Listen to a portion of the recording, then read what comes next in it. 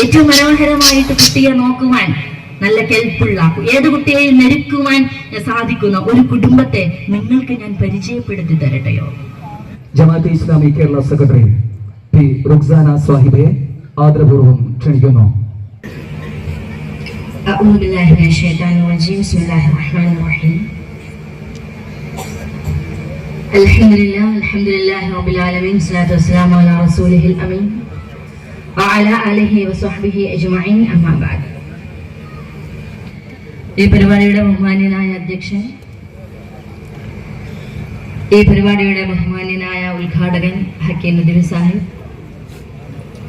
ബഹുമാന്യരായ നേതാക്കളെ, എന്റെ മുമ്പിലിരിക്കുന്ന പ്രിയ സഹോദരന്മാരെ, അസ്സലാമു അലൈക്കും വറഹ്മത്തുള്ളാഹി വബറകാതുഹു. ആദ്യമേ, ഏതൊരു ലക്ഷ്യത്തിന് വേണ്ടിയാണോ നാം ഇവിടെ ഒരുമിച്ച് ചേർന്നത്, ആ ലക്ഷ്യം അല്ലാഹു സുബ്ഹാനഹു വ തആല വളരെ മനോഹരമായ രീതിയിൽ നമ്മിൽ നിന്ന് പൂർത്തീകരിച്ചു തരുമാറാവട്ടെ. വിശുദ്ധ ഖുർആനിനെ ധാരാളമായി പഠിക്കുകയും ജീവിതത്തിൽ പകർത്തുകയും വിശുദ്ധ ഖുർആനിന്റെ അന്തസ്സാർന്ന ജീവിതത്തെ പൊതുസമൂഹത്തിന് പരിചയപ്പെടുത്തുകയും ചെയ്യുന്ന ഒരു കൂട്ടരായി മാറുവാൻ അല്ലാഹു സുബ്ഹാനഹു വ തആല നമ്മെ അനുഗ്രഹിക്കുമാറാവട്ടെ. ബിസ്മില്ലാഹിർ റഹ്മാനിർ റഹീം. ദാലികൽ കിതാബു ലാ റൈബ ഫീഹി ഹുദൻ ലിൽ മുത്തഖീൻ അല്ലദീന യുഅ്മിനൂന ബിൽ ഗൈബി വയുഖീമൂന അസ്സലാത്ത വമിമ്മാ റസഖനാഹും യുൻഫിഖൂൻ. സദഖല്ലാഹുൽ അലിയ്യുൽ അളീം. തീർച്ചയായിട്ടും നേരത്തെ സൂചിപ്പിച്ച മലക്കുകൾ ധാരാളമായി പ്രാർത്ഥിച്ചു കൊണ്ടിരിക്കുന്ന ഒരു മഹനീയ സദസ്സാണിത്. പ്രവാചകൻ സല്ലല്ലാഹു അലൈഹി വസല്ലമയുടെ അധ്യാപനം ഒന്ന് മനസ്സിരുത്തി ആലോചിച്ചാൽ, വിശുദ്ധ ഖുർആൻ പഠിക്കുകയും അതിനെക്കുറിച്ച് ചർച്ച ചെയ്യുകയും ചെയ്യുന്ന സദസ്സിലാണ് പ്രവാചകൻ സല്ലല്ലാഹു അലൈഹി വസല്ലമ ധാരാളമായിട്ട് വന്നിരിക്കാറുള്ളതെന്നും, ഞാൻ വിശുദ്ധ ഖുർആൻ പഠിക്കുകയും പഠിപ്പിക്കുകയും ചെയ്യുന്നവനാണ് എന്ന് തന്റെ അനുചരന്മാരോട് പറയുകയും ചെയ്യുന്ന പ്രവാചകൻ സല്ലല്ലാഹു അലൈഹി വസല്ലമയെ നമുക്ക് കാണുവാൻ സാധിക്കും. എന്ന് പറഞ്ഞാൽ, വിശുദ്ധ ഖുർആനിനെ നെഞ്ചേറ്റുന്ന ഒരു സമൂഹത്തെ സംബന്ധിച്ചിടത്തോളം അത് അവരുടെ ജീവിതത്തിന്റെ ഓരോ ഇഴയെടുപ്പങ്ങളിലേക്കും ഓരോ ഇമയനക്കങ്ങളിലും ചെന്നിറങ്ങിക്കൊണ്ട് അവരെ മാറ്റത്തിരുത്തലിന് വിധേയമാക്കുന്നതായിരിക്കണം വിശുദ്ധ ഖുർആൻ എന്ന് നമുക്ക് മനസ്സിലാക്കാൻ സാധിക്കും.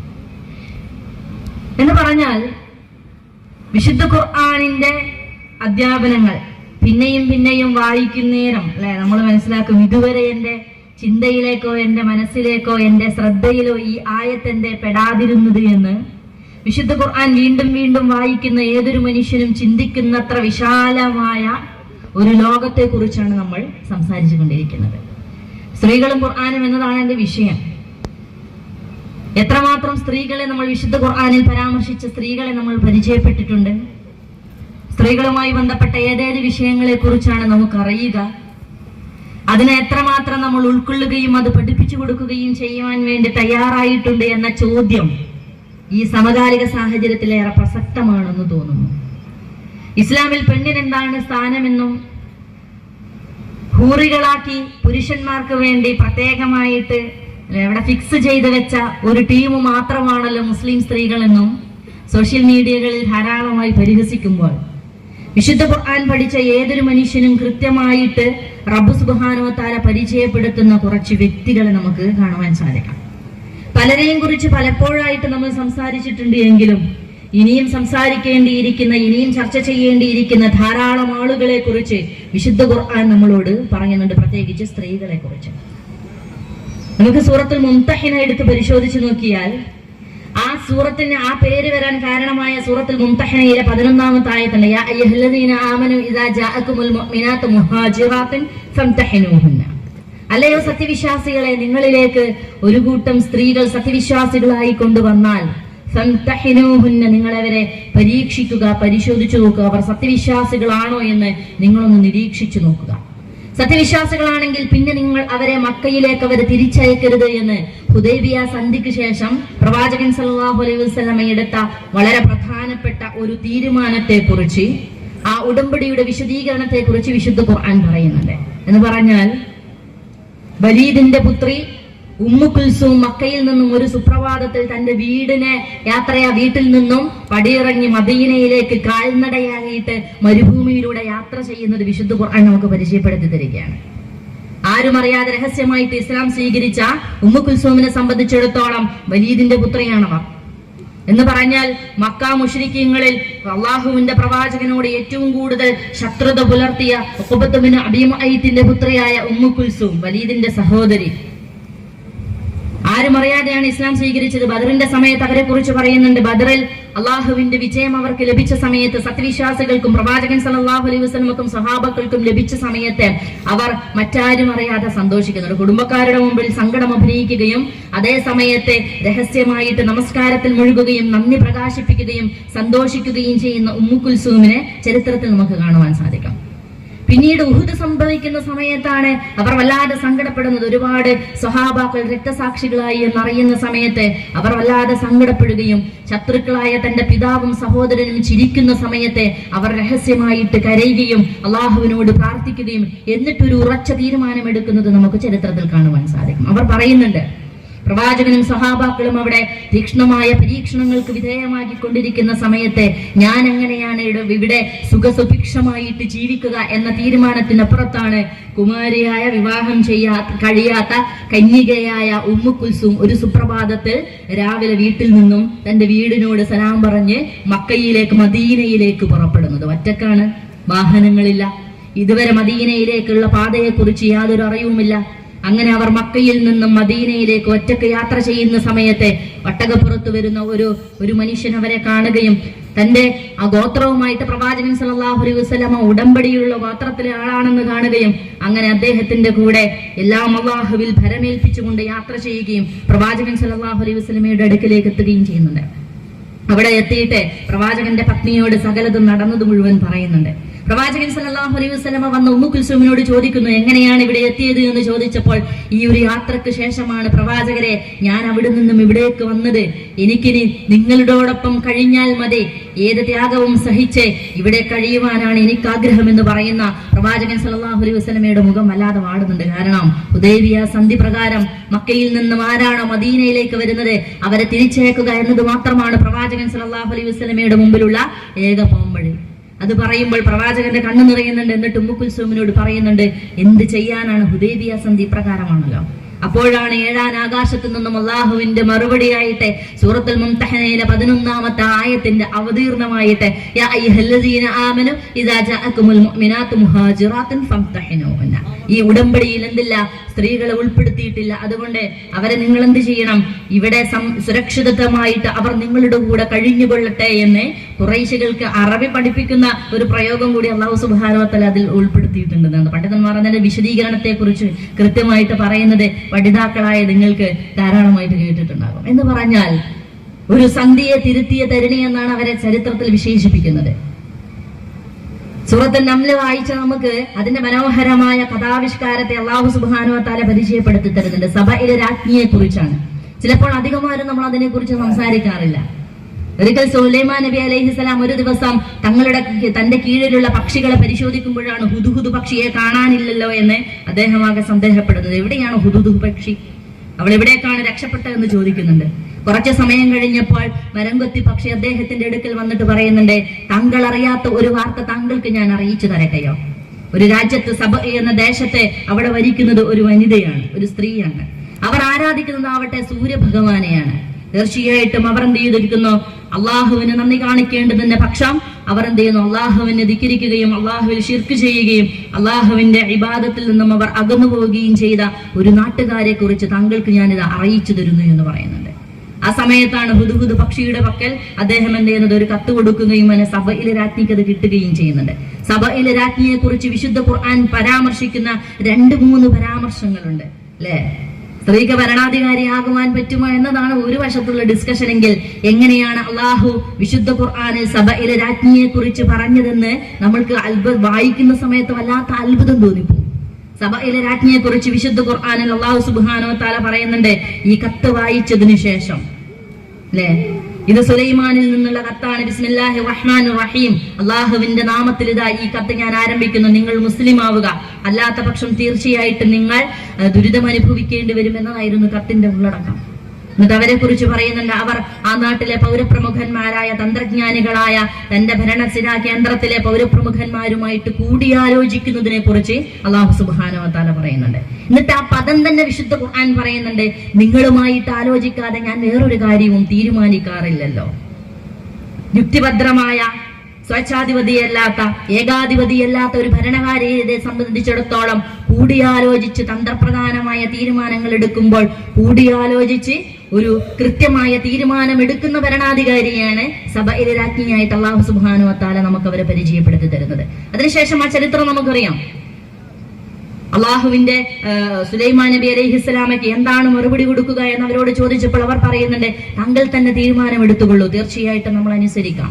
എന്താണ് അവരോട് കൽപ്പിക്കേണ്ടതെന്ന് താങ്കൾ തന്നെ തീരുമാനം എടുത്തുകൊള്ളുക. രാജാവിന് തന്നെ സഭയിലെ രാജ്ഞിയോട് പറയുകയാണ്, താങ്കൾ തന്നെ തീരുമാനം എടുത്തുകൊള്ളുക. നാട്ടുകാർ പറയുകയാണ്, പൗരപ്രമുഖർ പറയുകയാണ്. അങ്ങനെ പറഞ്ഞതിന് ശേഷം അവർ പറയുന്നുണ്ട്, എങ്കിൽ ഒരു കാര്യം ചെയ്യാം, ഞാൻ അവർക്ക് സുലൈമാൻ നബി അലൈഹിസ്സലാമയുടെ ആ ഒരു ഭരണകൂടത്തിന് എന്ത് ചെയ്യാം, കുറച്ച് സമ്മാനങ്ങൾ കൊടുത്തയച്ചാലോ. അങ്ങനെ അവർ സമ്മാനങ്ങൾ കൊടുത്തേക്കുന്നുണ്ട്. കാരണം എന്നിട്ട് അവർ പറയുകയും ചെയ്യുന്നുണ്ട്, തീർച്ചയായിട്ടും സാമ്രാജ്യത്വമാണ് ഇതിനെങ്കിൽ. സയ്യിദ് അബുൽ അല മൗദൂദി ഇതിന്റെ വിശദീകരണത്തിൽ പറയുന്നുണ്ട്, അവർ ആ സമയത്ത് ഉപയോഗിച്ച പദപ്രയോഗമുണ്ടല്ലോ, അത് ഇംപീരിയലിസത്തിനെ കുറിച്ചിട്ട്, സാമ്രാജ്യത്വ അധിനിവേശത്തെ കുറിച്ചുള്ള വലിയ വർത്തമാനമാണ് അവർ പരാമർശിച്ചതെന്ന്. കാരണം അവർ പറയുന്നുണ്ട്, ഒരു നാട്ടിലേക്ക് രാജാവിന്റെ ഭരണകൂടം അല്ലെങ്കിൽ സ്വേച്ഛാധിപതികളായ ആളുകൾ ഒരു രാജ്യത്തേക്ക് കടന്നു വന്നാൽ ആ നാടിനെ അവർ നശിപ്പിക്കുക തന്നെ ചെയ്യും. ഈ നാട്ടുകാരെ നല്ലത് പഠിപ്പിക്കുവാനോ ആ നാട്ടുകാരെ ഗുണത്തിന് വേണ്ടിയിട്ടോ ആയിരിക്കില്ല അവർ സാമ്രാജ്യത്വ അധിനിവേശത്തിന്റെ ആളുകൾ ഒരു രാജ്യത്തെ അതിക്രമിക്കുകയും ആ നാട്ടുകാരെ തകർക്കുകയും ചെയ്യുക. എന്നിട്ട് അവർ പറയുന്നുണ്ട്, ആ നാട്ടുകാരെ, ആ നാടിനെ അവർ നശിപ്പിച്ചു കളയും. രണ്ടാമത്തെ പരാമർശം, ആ നാട്ടിലെ പൗരപ്രമാണിമാരായ അല്ലെങ്കിൽ വലിയ മഹത്തുക്കളായ മനുഷ്യരെ അവർ നിന്ദിക്കുകയും ചെയ്യും. ഈ രണ്ട് പ്രയോഗത്തെ കുറിച്ച് സയ്യിദ് അബുൽ അല മൗദൂദി പറയുന്നുണ്ട്, തീർച്ചയായിട്ടും ഈ ഒരു നിരീക്ഷണം എന്ന് പറയുന്നത് നല്ല കാഴ്ചപ്പാടുള്ള, ഉൾക്കാഴ്ചയുള്ള ഒരു ഭരണാധികാരിക്ക് സാമ്രാജ്യത്വ അധിനിവേശത്തെ കുറിച്ചുള്ള വലിയൊരു കൺസെപ്റ്റിനെ കുറിച്ചാണ് അവർ ആ സമയത്ത് പരാമർശിക്കുന്നത് എന്ന്. കാരണം ആ നാട്ടുകാരെ നിന്ദിതരാക്കും, അവർ അടിമകളെ പോലെ ചിലപ്പോൾ പെരുമാറും.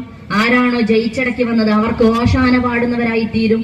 എതിർത്ത് നിൽക്കുന്നവരെ അടിച്ചമർത്തുകയും ഈ നാട്ടിലെ മുഴുവൻ വിഭവങ്ങളെ കൊള്ളയടിക്കുകയും ചെയ്യുമെന്ന് പറയുന്നത് ഗസയെ കുറിച്ചും ഇസ്രായേലിനെ കുറിച്ചും സമകാലിക സാഹചര്യത്തിൽ വായിക്കുകയും അറിയുകയും ചെയ്യുന്ന നമുക്ക് എന്താണ് സാമ്രാജ്യത്വ അധിനിവേശം എന്നതിനെ കുറിച്ച് കൂടുതൽ ചർച്ച ചെയ്യേണ്ടെന്ന് ആവശ്യമുണ്ടാവില്ല. ഇങ്ങനെ സഭയിലെ രാജ്ഞിയെ കുറിച്ച് പറഞ്ഞ വളരെ വിദഗ്ധമായിട്ട് ഹിക്മത്തോടുകൂടി തന്ത്രത്തോടുകൂടി ആയിരിക്കണം മോളെ നീ നൈൽ നദിയിലൂടെ കടക്കുവാൻ. ബൈബിൾ അവരെ കുറിച്ച് പറയുന്നുണ്ട്, 13 വയസ്സുകാരിയായ പെണ്ണ് എന്നാണ് അവരുടെ പ്രായത്തെ കുറിച്ച് പറയുന്നത്. നിങ്ങളൊന്ന് ആലോചിച്ച് നോക്കുക, ഫറോവയുടെ കിങ്കരന്മാർ ഇങ്ങനെ സെക്യൂരിറ്റി ആയിട്ട് നിൽക്കുന്ന ഒരു കൊട്ടാരത്തിലേക്കാണ് ആര് പോകുന്നത്? മൂസാ നബി അലൈഹിസ്സലാമയുടെ സഹോദരി, എനിക്ക് കുഞ്ഞുമായിട്ടൊരു ബന്ധമില്ല കേട്ടോ എന്ന മട്ടിൽ ആ സെക്യൂരിറ്റി കവച്ചു വെച്ചുകൊണ്ട് അവരെന്ത് ചെയ്തത്, പെർമിഷൻ ചോദിച്ചിട്ട് ഫറോവയുടെ കൊട്ടാരത്തിന്റെ അകത്തേക്ക് പോകുന്നത്.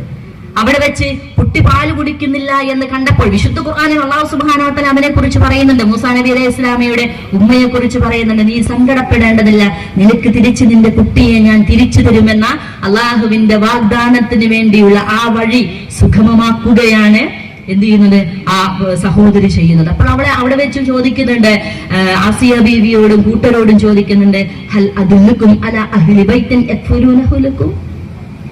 ഏറ്റവും മനോഹരമായിട്ട് കുട്ടിയെ നോക്കുവാൻ, നല്ല കെൽപ്പുള്ള, ഏത് കുട്ടിയെയും മെരുക്കുവാൻ സാധിക്കുന്ന ഒരു കുടുംബത്തെ നിങ്ങൾക്ക് ഞാൻ പരിചയപ്പെടുത്തി തരട്ടെയോ? എത്ര തന്ത്രപരമായിട്ടാണ് ആ പെൺകുട്ടി ഫറോവയുടെ പത്നി ആസിയ ബീവിയോടും കൂട്ടരോടും ഫറോവ എന്ന സ്വേച്ഛാധിപതിയായ ഭരണാധികാരിയോടും പറയുന്നത്, ഹൽ അദുല്ലുക്കും അലാ അഹ്ലി ബൈത്തിൻ യഗ്ഫിറൂനഹു ലക്കും. നിങ്ങൾക്ക് ഞാന് ഒരു കുടുംബത്തെ പരിചയപ്പെടുത്തി തരട്ടെയോ? ഈ കുട്ടിയെ നന്നായിട്ട് പരിപാലിക്കുകയും പാല് കൊടുക്കുകയും മെരുക്കിയെടുക്കുവാനും സാധിക്കുന്ന.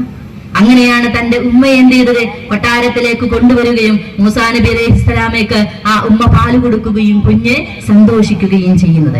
മനോഹരമായ ദൃശ്യങ്ങൾ കൊണ്ട് അല്ലാഹു സുബ്ഹാനഹു വ തആല ചില വ്യക്തിത്വങ്ങളെ പരിചയപ്പെടുത്തി തരിക മാത്രമല്ല, ചില വ്യക്തിത്വങ്ങളുടെ വ്യക്തിപ്രഭാവത്തെ നമ്മുടെ ഹൃദയത്തിലേക്ക് എന്ത് ചെയ്യുന്നു, ഉറപ്പിച്ചു നിർത്തുകയും ചെയ്യുന്നുണ്ട് വിശുദ്ധ ഖുർആനിൽ റബ്ബ് സുബ്ഹാനഹു വ തആല. ഇങ്ങനെ വ്യക്തിത്വങ്ങളെ കുറിച്ച് ഒരു വശത്ത്, എന്നാൽ നമ്മുടെ സമകാലിക സാഹചര്യത്തിൽ നമ്മളൊന്ന് ആലോചിച്ച് നോക്കുക. ഏറെക്കുറെ വിമർശനങ്ങൾക്ക് വിധേയമാകുന്ന പല തലങ്ങളുമുണ്ട്. നേരത്തെ ഹക്കീം നദീവ് സാഹിബ് സൂചിപ്പിച്ചതുപോലെ നമ്മൾ വളരെ നിസാരമെന്ന് കരുതുന്ന പാരന്റിങ്ങുമായി ബന്ധപ്പെട്ട വിഷയം അല്ലെ, സൂറത്തുൽ ലുഖ്മാനിൽ യാ ബുനയ്യ, എന്റെ പൊന്നാര മോനെ എന്ന് വിളിച്ചുകൊണ്ട് ലുഖ്മാനുൽ ഹക്കീം അദ്ദേഹത്തിന്റെ മകന് കൊടുക്കുന്ന കുറച്ച് ഉപദേശങ്ങളുണ്ട്. ഞാൻ എല്ലായിടത്തും പറയുന്ന ഒരു കാര്യമുണ്ട്, പാരന്റിങ് എങ്ങനെയായിരിക്കണമെന്ന് വിശുദ്ധ ഖുർആനിനെ ബേസ് ചെയ്ത് ആർക്കെങ്കിലും പഠിക്കണമെന്നുണ്ടെങ്കിൽ അതിന്റെ പ്രഥമമായിട്ട് സൂറത്തുൽ ലുഖ്മാനിലെ നിശ്ചിത ആയത്തുകൾ പ്രയോറിറ്റി അനുസരിച്ച് നമ്മുടെ മക്കളുമായി വർത്തമാനം പറയുവാൻ നമുക്ക് സാധിക്കേണ്ടതുണ്ട്. അതിൽ വളരെ ഒരു രസകരമായ അല്ലെങ്കിൽ വളരെ മനോഹരമായ ഒരു പരാമർശമുണ്ട്, ഒരു കുട്ടി കറുത്തതിന്റെ പേര് സൂയിസൈഡ് ചെയ്തു എന്ന് പറയുമ്പോഴേ, റാഗിങ്ങിന് വിധേയമാകുന്ന കുട്ടിയും പരിഹസിക്കപ്പെടുന്നു എന്ന് പറയുമ്പോഴേ, താൻ കറുത്തതിന്റെ പേരിൽ ഒരു പെൺകുട്ടി ആത്മഹത്യ ചെയ്തു എന്ന് പറയുമ്പോഴേ, കറുത്തതിന്റെ പേരിൽ മേക്കപ്പ് സെറ്റുകൾ വാങ്ങിക്കോട്ടെ, തന്റെ തൊലിവെളുപ്പിലാണ് തന്റെ ആത്മവിശ്വാസം എന്ന് കരുതുന്ന ഒരു സമൂഹത്തിന്റെ മുമ്പിൽ അല്ലാഹു സുബ്ഹാനഹു വ തആല പരാമർശിക്കുകയാണ് അല്ലെ, മോനെ, ഒരു മനുഷ്യനെയും നീ നിന്റെ കവിൾത്തടത്തെ ഒരു മനുഷ്യനെ തൊട്ടും തിരിച്ചു കളയരുത് എന്ന് പറഞ്ഞാൽ എന്താണ്? വളരെ നിസാരമെന്ന് നമ്മൾ കരുതുന്ന വളരെ മൈന്യൂട്ടായിട്ടുള്ള നമ്മളുടെ ഒരു ചെറിയൊരു ആറ്റിറ്റ്യൂഡാണത്. ഇങ്ങനെ ആക്കൂല നമ്മള് ഒന്നൊന്നിങ്ങനെ കവളിങ്ങനെ നോക്കും അല്ലേ, അവരല്ലേ കറുത്തവനല്ലേ, താഴ്ന്ന ജാതിക്കാരനല്ലേ, മീൻ വിൽപ്പനക്കാരനല്ലേ, ദരിദ്രനല്ലേ, അറിവില്ലാത്തവനല്ലേ, ഇങ്ങനെ നിസാരമായിട്ട് നീ ഒരു മനുഷ്യന്റെ നേരെയും നിന്റെ കവിൾത്തടത്തെ തിരിച്ചു കളയരുത് കേട്ടോ എന്ന് വളരെ മൈന്യൂട്ടെന്ന് നമ്മൾ കരുതുന്ന ചെറിയൊരു ആറ്റിറ്റ്യൂഡിനെ പോലും തന്റെ കുഞ്ഞിലൂടെ പഠിപ്പിക്കുന്ന വിശുദ്ധ ഖുർആനിനെ നമുക്ക് കാണുവാൻ സാധിക്കും. മോനെ, അങ്ങനെ ചെയ്തുകൊണ്ട് നീ അഹങ്കാരത്തോടുകൂടി ഭൂമിയിലൂടെ നടക്കുകയും ചെയ്യരുത് കേട്ടോ. ആ ആയത്തിന്റെ തുടർന്ന് വരുന്ന ആയത്ത് വേറൊരു ആയത്തും അല്ലാഹു സുബ്ഹാനഹു വ തആല നമുക്ക് പരിചയപ്പെടുത്തി തരുന്നുണ്ട്. യാ ബുനയ്യ ഇന്നഹാ ഇൻ തഖു മിസ്ഖാല ഹബ്ബത്തിൻ മിൻ ഖറദലിൻ ഫതകുൻ ഫീ സഖറത്തിൻ ഔ ഫിസ് സമാവാതി ഔ ഫിൽ അർദ് യഅതി ബിഹല്ലാഹ്. എന്റെ മോനെ, നീ ഒരു കാര്യം ചെയ്തിരിക്കുന്നു, എന്നിട്ട് നീ ആകാശത്തിന്റെ എവിടെയെങ്കിലും ഒരു കുഞ്ഞു മൂലയിലോ ഭൂമിയിൽ എവിടെയെങ്കിലും ഒരു സൂക്ഷ്മമായ രഹസ്യമായ ഒരു സ്ഥലത്തോ, അതല്ല വലിയൊരു പാറക്കെട്ടിനിടയിലുമാണ് കടുകുമണിയോളം തൂക്കമുള്ള ഒരു കാര്യം രഹസ്യമായിട്ട് ചെയ്തിട്ട് നീ ഒളിപ്പിച്ചു വെക്കുന്നത് എങ്കിൽ അത് അല്ലാഹു കൊണ്ടുവരും കേട്ടോ.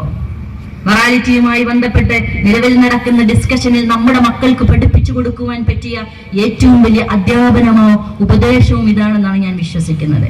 നീ നന്മയാവട്ടെ തിന്മയാവട്ടെ, നീ ഈ ഭൂമിയിലോ ആകാശത്തോ ഭൂമിയിലോ പാറക്കെട്ടിനിടയിലോ എവിടെയെങ്കിലും രഹസ്യമായിട്ട് നീ ഒരു സാധനം ഒളിപ്പിച്ചു വെച്ചാൽ, ഒരു കാര്യം ചെയ്തത് രഹസ്യമാക്കി വെച്ചാൽ അത് അള്ളാഹ് അങ്ങോട്ട് കൊണ്ടുവരും കേട്ടോ എന്ന് പറയുന്ന വർത്തമാനത്തിന്റെ ആ ഒരു പവർ നിങ്ങളൊന്ന് പരിശോധിച്ചു നോക്കുക. തീർച്ചയായിട്ടും ഇങ്ങനെ വിശുദ്ധ ഖുർആനിന്റെ അധ്യാപനങ്ങളെ കൃത്യമായിട്ട് വായിക്കുകയും പഠിക്കുകയും മനസ്സിലാക്കുകയും ചെയ്യുന്ന ഒരു സമൂഹമായിട്ട് നമ്മൾ എഴുന്നേറ്റ് നിൽക്കേണ്ടതുണ്ട്. ധൈര്യമുള്ള സമൂഹമായിട്ട്, ഇസ്സത്തുള്ള ജനവിഭാഗമായിട്ട് എഴുന്നേറ്റ് നിൽക്കുവാൻ നമുക്ക് സാധിക്കണം. ഗസയുമായി ബന്ധപ്പെട്ട് ഈ അടുത്തൊരു വീഡിയോ നമ്മൾ കണ്ടിട്ടുണ്ട്. ഒരു കുഞ്ഞുമോൻ ഫറോവയെ കുറിച്ചുള്ള ആയത്ത് ഓതിയതിനു ശേഷം പറയാണല്ലേ, ഞാനാണ് നിങ്ങളുടെ റബ്ബെന്ന് ഉദ്ഘോഷിച്ച ഫറോവ ഒരു സമയത്ത് നീന്താൻ അറിയാത്ത വിഡ്ഢിയായി മാറിയത് നിങ്ങൾ കണ്ടില്ലേ എന്ന് ചോദിക്കുന്നത്. നമ്മൾ എന്തെങ്കിലും അതിനെ കുറിച്ച് ചിന്തിച്ചിട്ടുണ്ടോ? റബ്ബുക്കുമുൽ അല എന്ന് പറഞ്ഞ സ്വേച്ഛാധിപതിയായ ഭരണകൂടത്തിന്റെ അധിപനുമായ ഏകാധിപതിയായ ഫറോവ എന്ന ചക്രവർത്തി ഒരു സമയത്ത് എന്ത് ചെയ്തിരിക്കുന്നു? നീന്താൻ അറിയാത്ത വിഡ്ഢിയായി മാറിയിരിക്കുന്നു എന്ന് പറയുന്നത് ഗസയിലെ ഒരു ചെറിയ മോനാണ്. വിശുദ്ധ ഖുർആനിനെ പഠിക്കുകയും ചിന്തിക്കുകയും പറയുകയും ഇസ്സത്തോടുകൂടി ആത്മാഭിമാനത്തോടുകൂടി അതിനെ നെഞ്ചേറ്റുകയും ചെയ്യുന്ന ഒരു ജനവിഭാഗത്തിന് എന്താണ് പര്യവസാനം ഉണ്ടായതെന്ന് ഗസ, ഫലസ്തീൻ നമ്മളോട് സംസാരിച്ചു കൊണ്ടേയിരിക്കുന്നുണ്ട്. എവിടെ നിന്നാണ് ഇവർക്ക് ഈ ആത്മവിശ്വാസവും ആത്മവീര്യവും ലഭിക്കുന്നത് എന്ന് എല്ലാ ലോകത്തിലെ സകലമാന സ്ഥലങ്ങളിൽ നിന്നും ആളുകൾ അന്വേഷിക്കുമ്പോൾ അവർ പറയുന്ന ഒരേ ഒരു മറുപടി മാത്രമേ ഉള്ളൂ, അത് വിശുദ്ധ ഖുർആൻ എന്നതാണ്. കുറച്ചു കാര്യങ്ങൾ കൂടി പറഞ്ഞുകൊണ്ട് ഞാൻ നിർത്തുകയാണ്. സ്ത്രീകളുമായി ബന്ധപ്പെട്ട് നമ്മൾ സമുദായത്തിൽ പ്രതിക്കൂട്ടിലാക്കപ്പെടുന്ന ചില വിഷയങ്ങൾ കൂടിയുണ്ട്. തീർച്ചയായും സ്ത്രീകളോടാണ് ഞാൻ പറയുന്നത്. ഏറ്റവും കൂടുതൽ ഖുർആൻ സ്റ്റഡിയിലെ പഠിതാക്കൾ സ്ത്രീകൾ തന്നെയാണ്. വിശുദ്ധ ഖുർആൻ പഠിച്ചുകൊണ്ട് മാറ്റത്തിരുത്തലിന് വിധേയമാക്കുവാൻ നമ്മളുടെ പഠനങ്ങൾ കാരണമാകുന്നുണ്ടോ എന്ന് തീർച്ചയായിട്ടും നമ്മളൊന്ന് ആത്മപരിശോധനക്ക് വിധേയമാകണം. അതിൽ വളരെ പ്രധാനപ്പെട്ട ചില വിഷയങ്ങളുണ്ട്. അത് വിവാഹവും വിദ്യയുമായിട്ടൊക്കെ ബന്ധപ്പെട്ടത് കൂടിയാണ്. അല്ലെ? ഇദ്ദേഹവുമായി ബന്ധപ്പെട്ട് ഈ അടുത്ത് ഒരാളത്ത് സംസാരിക്കുമ്പോൾ അവര് പറഞ്ഞു, ഞങ്ങൾ ഇദ്ദ ആചരിക്കാറില്ല. വിവാഹമോചനം ചെയ്ത ഡൈവോഴ്സ് ചെയ്ത ഒരു പെണ്ണിന് ഇദ്ദയോ? കാരണം ഇത് കേട്ടിട്ട് പോലുമില്ല എന്ന മട്ടിൽ സംസാരിക്കുന്ന നമ്മുടെ സമുദായത്തിലെ ആളുകളെ കുറിച്ച് നമ്മളൊന്ന് ആലോചിച്ച് നോക്കുക. സലാസത്ത് ഖുറൂ എന്ന് പറഞ്ഞത് 3 മാസം ആർത്തവ കാലഘട്ടം എന്ന് പറഞ്ഞത് ഡൈവോഴ്സായ ഒരു പെണ്ണിന്റെ ഇദ്ദാ കാലഘട്ടമാണെന്ന് അറിയാത്ത ധാരാളക്കണക്കിന് സ്ത്രീകൾ നമ്മുടെ ചുറ്റുമുണ്ട് എന്ന് പറയുമ്പോഴേ 4 മാസവും 10 ദിവസവുമാണ് നിങ്ങളുടെ ഇണ മരിച്ചു കഴിഞ്ഞാൽ നിങ്ങൾ ഇദ്ദയിരിക്കേണ്ടത് എന്നതിനെ കുറിച്ച് പറഞ്ഞപ്പോൾ ഒരു സ്ത്രീ പറഞ്ഞത്, എന്റെ ഹസ്ബൻഡ് മരിക്കുന്നതിന് മുമ്പേ പറഞ്ഞിരുന്നു നീ ഇദ്ദയിരിക്കേണ്ടതില്ല. എങ്ങനെയുണ്ട് കാര്യം അല്ലെ?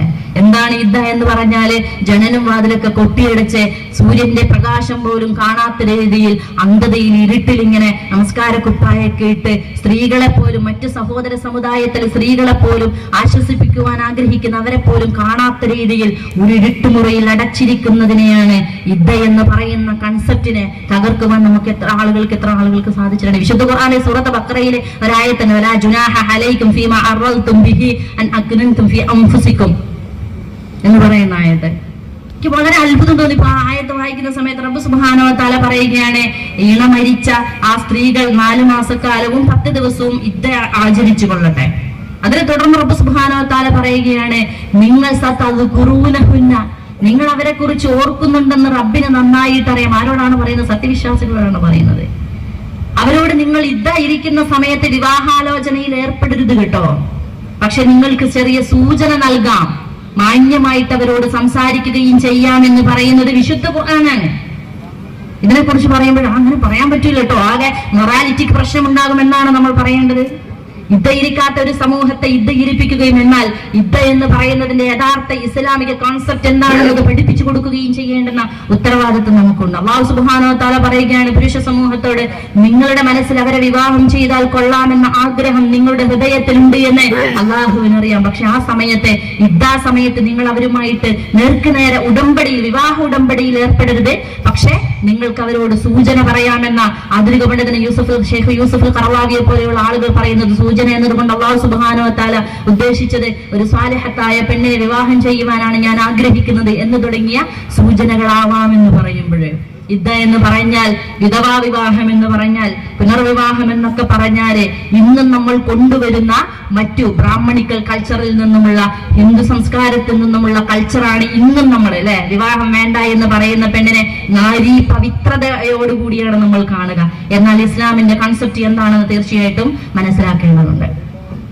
അതേസമയത്ത് റബ്ബ് സുബ്ഹാനഹു വ തആല പറയുന്നുണ്ട്, നമ്മുടെ ഹൃദയത്തിലേക്ക് വളരെ വിദഗ്ധമായിട്ട് കടന്നു വരുവാൻ സാധ്യതയുള്ള ചില കാര്യങ്ങളെയും റബ്ബ് കൃത്യമായിട്ട് നോട്ട് ചെയ്ത് പറയുന്നുണ്ട്. റബ്ബ് സുബ്ഹാനഹു വ തആല പറയാണ്, തീർച്ചയായിട്ടും നിങ്ങൾക്ക് എന്തില്ല പെർമിഷൻ ഇല്ല, നിങ്ങളുടെ ഗർഭപാത്രത്തിൽ ഒരു കുഞ്ഞിനെ റബ്ബ് സുബ്ഹാനഹു വ തആല ഭ്രൂണമാക്കിയിട്ട് ഇട്ടിട്ടുണ്ട് എങ്കിൽ നിങ്ങൾ അത് മറച്ചു വെക്കുവാൻ നിങ്ങൾക്ക് പെർമിഷൻ ഇല്ല. ആരെ കുറിച്ചാണ് പറയുന്നത്? ഡൈവോഴ്സായി പ്രഗ്നന്റ് ആണ്, പക്ഷെ പ്രഗ്നന്റിന്റെ സ്റ്റാർട്ടിംഗ് ആണ്, ആരും അറിഞ്ഞിട്ടില്ല. അറിഞ്ഞിട്ടുണ്ടെങ്കിൽ ഈ കുട്ടി എന്ത് ചെയ്യും? പിതാവിലേക്ക് ചേർക്കപ്പെടും. അദ്ദേഹത്തിന്റെ കുട്ടിയാണിതെന്ന് പറയാൻ എനിക്ക് ആഗ്രഹമില്ല എന്ന് നിങ്ങൾക്ക് തോന്നുന്നുണ്ട് എങ്കിലും അത് അദ്ദേഹത്തിന്റെ കുട്ടിയാണ്, അദ്ദേഹത്തിലേക്കാണ് അത് ചേർക്കപ്പെടേണ്ടത്. അത് കുട്ടിയുടെ അവകാശമാണ്. ആണിനും പെണ്ണിനും മാത്രമല്ല അവകാശമുള്ളത്, ഒരു കുഞ്ഞിന്റെ മനുഷ്യാവകാശത്തെ കുറിച്ച് കൂടെ റബ്ബ് സുബ്ഹാനഹു വ തആല പറയുകയാണെന്ന്. തീർച്ചയായിട്ടും നിങ്ങൾക്കതിന് പെർമിഷൻ ഇല്ല. നിങ്ങളുടെ ഗർഭപാത്രത്തിൽ വലാ യഹില്ലു ലഹുന്ന അൻ യക്തുമന മാ ഖലഖല്ലാഹു ഫീ അർഹാമിഹിന്ന, നിങ്ങളുടെ ഗർഭാശയത്തിൽ നിങ്ങൾ അല്ലാഹു സുബ്ഹാനഹു വ തആല ഒരു ഭ്രൂണത്തിനെ സൃഷ്ടിച്ചിട്ടുണ്ട് എങ്കിൽ നിങ്ങളത് മറച്ചു വെക്കുക എന്നത് നിങ്ങൾക്ക് എന്തില്ല? പെർമിഷൻ ഇല്ല. ഇങ്ങനെ ജീവിതത്തിന്റെ ഓരോ അനക്കങ്ങളിലും റബ്ബിന്റെ ശാസനകൾ അനുസരിച്ച് ജീവിക്കേണ്ടത് നമ്മളെ സംബന്ധിച്ചിടത്തോളം എന്താണ് റബ്ബ് സുബ്ഹാനഹു വ തആല പറയുന്നതെന്നും മനസ്സിലാക്കുകയും അത് പ്രായോഗിക ജീവിതത്തിൽ പകർത്തുകയും മാത്രമല്ല, ഇതിന്റെ മനോഹരമായ ഒരു ജീവിത വ്യവസ്ഥയെ സമൂഹത്തിന് പരിചയപ്പെടുത്തി കൊടുക്കേണ്ടതും തീർച്ചയായിട്ടും നമ്മളുടെ ഉത്തരവാദിത്തമാണ്. ഇതൊന്നും എനിക്കറിയില്ലായിരുന്നു, ഞാനിപ്പോഴും വെറുതെ അത് പാരായണം ചെയ്തത് മാത്രമാണെന്ന് പറയുന്ന കൂട്ടരിൽ ഒരിക്കലും നമ്മൾ ഉൾപ്പെടാതിരിക്കുവാൻ വേണ്ടി കൂടിയാണ് ഇസ്ലാമിക പ്രസ്ഥാനം ഇത്തരത്തിലുള്ള ഖുർആൻ സ്റ്റഡി സെന്ററുകളിലൂടെ ധാരാളം ഖുർആൻ പഠിതാക്കളെ സൃഷ്ടിച്ചു കൊണ്ടേയിരിക്കുന്നത്. തീർച്ചയായിട്ടും നമ്മുടെ ഹൃദയത്തിന് തുറസ്സു നൽകുന്ന, ചിന്തക്ക് കൂർമ്മത നൽകുന്ന, നമ്മുടെ ഹൃദയത്തിന് വിശാലത നൽകുന്ന, നാളെ റബ്ബിന്റെ മുമ്പിൽ ഹാജരാക്കപ്പെടുന്ന സമയത്ത് നാഥ നിന്റെ വിശുദ്ധ ഖുർആൻ പഠിക്കുകയും മനസ്സിലാക്കുകയും ജീവിതത്തിൽ പകർത്തുകയും സമൂഹത്തിന് അത് പഠിപ്പിച്ചു കൊടുക്കുകയും വിശുദ്ധ ഖുർആനിന്റെ ഇസ്സത്തിനെ, ഇസ്ലാമിന്റെ അന്തസ്സിനെ നെഞ്ചേറ്റുകയും ചെയ്ത ആളാണ് റബ്ബെ ഞാൻ എന്ന് പറയുവാൻ തീർച്ചയായിട്ടും നമുക്ക് സാധിക്കേണ്ടതുണ്ട്. അതുകൊണ്ട് ഏത് പ്രായമായിക്കൊള്ളട്ടെ, അള്ളാഹുവിന്റെ മഹത്തായ അനുഗ്രഹമുണ്ടെങ്കിലാണ് വിശുദ്ധ ഖുർആൻ പഠിക്കുവാൻ നമുക്ക് സാധ്യമാവുക എന്ന് മനസ്സിലാക്കിക്കൊണ്ട് അതിന്റെ പഠിതാക്കളായിക്കൊണ്ട് മക്കളെ അതുവഴിയെ നയിച്ചുകൊണ്ട് വിശുദ്ധ ഖുർആനിനെ നെഞ്ചേറ്റിക്കൊണ്ട് ജീവിക്കുവാൻ അള്ളാഹു സുബ്ഹാനഹു വ തആല നമ്മെ അനുഗ്രഹിക്കുമാറാവട്ടെ എന്ന് ആത്മാർത്ഥമായി പ്രാർത്ഥിക്കുകയാണ്. തീർച്ചയായിട്ടും നേരത്തെ സൂചിപ്പിച്ചതുപോലെ നമ്മൾ മൈന്യൂട്ടായി കരുതുന്ന കാര്യങ്ങൾ ഇനി പലതും ചിലതൊക്കെ വായിക്കുമ്പോൾ അതിങ്ങനെ അത്ഭുതപ്പെട്ടു പോകും. എന്താണ് നമ്മൾ പ്രാക്ടീസ് ചെയ്യുന്നത്